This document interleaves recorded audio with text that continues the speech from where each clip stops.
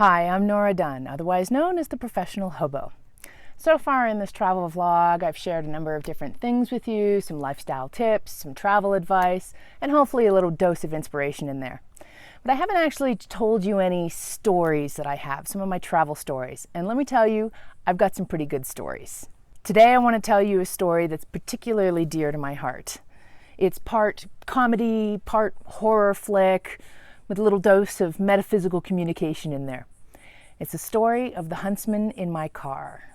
What is a huntsman, you may ask? It's a spider in Australia. Although, unlike the vast majority of creatures in Australia, the huntsman isn't actually venomous. It's a particularly grotesque looking creature, probably the most grotesque of them all. This picture is the first huntsman I ever saw, and let me tell you, this guy is a baby. They only get uglier, hairier, bigger, and more grotesque from here. Now, I was introduced to the huntsman by proxy years before I ever set foot in Australia. A friend of mine shared a story of his about a particularly gruesome event involving a huntsman. There were kitchen knives involved that actually scared me off going to Australia for many years. So needless to say, the first time I set foot in Australia, I was guarded, to say the least. After 6 huntsman-free weeks of traveling around a camper van in Australia, I landed in a place in Victoria, which is in the southern part of Australia, where I was volunteering in trade for accommodation. The place was beautiful. It was idyllic. I landed in fairyland. It was a beautiful, huge property. I had my own bluestone cottage and trade for the work that I was doing on the property. Now, the work that I was doing on the property involved many things. There was cleaning, there was landscaping, there was taking care of the animals. It was also an animal sanctuary. That's another vlog.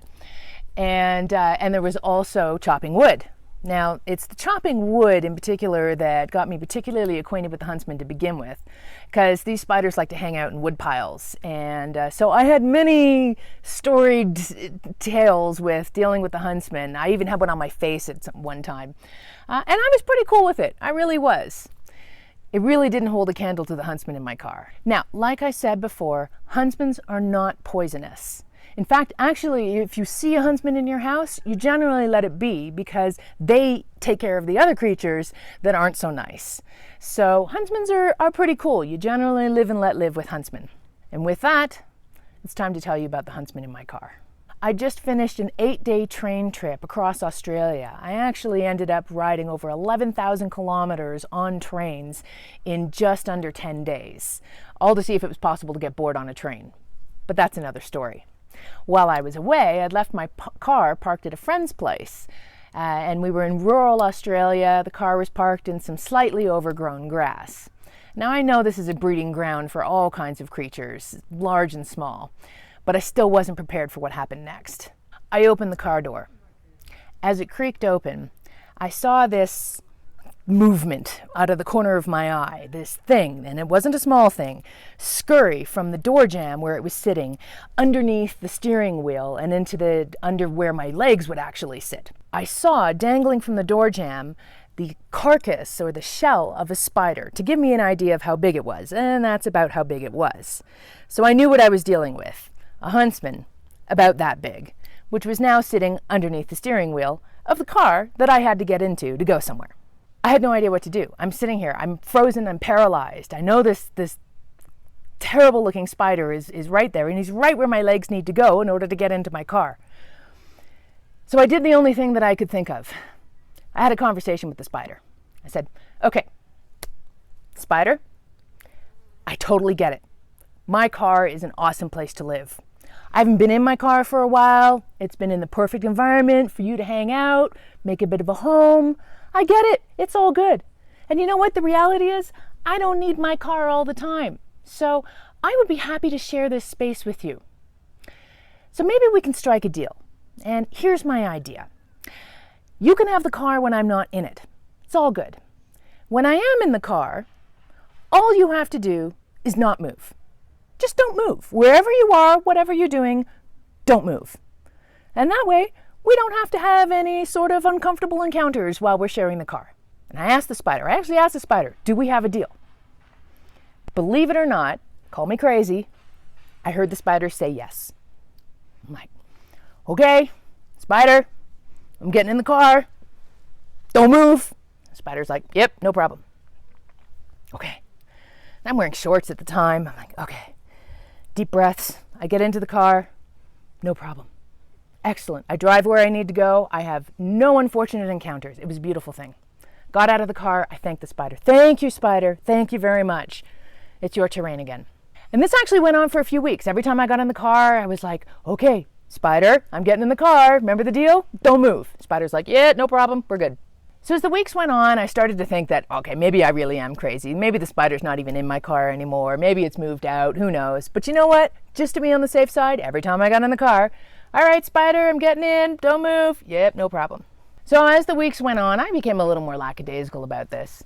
But one day, I found myself driving somewhere, and it was just before sunset. The passenger side mirror had actually broken, and I had to leave the window down in order to have the mirror on the inside until I could get it repaired.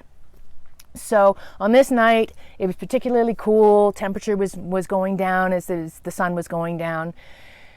So I made a mistake. I turned on the heat.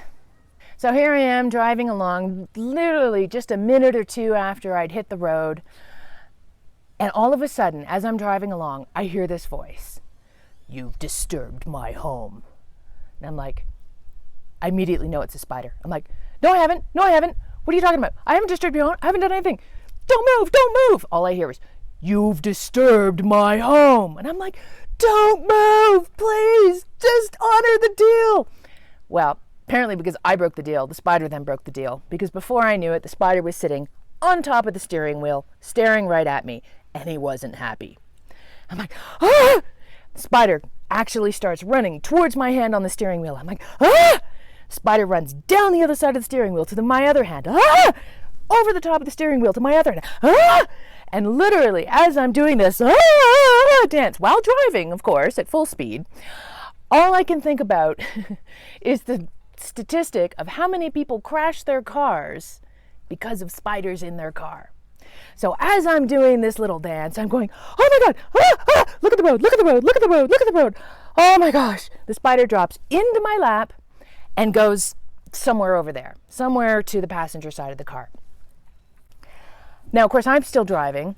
It's almost dark by this stage of the game. There's nowhere for me to pull over, and there was nothing for me to do if I pulled over anyway. So I have to keep driving. I have no idea where the spider is at this point, but I know he's freaking pissed.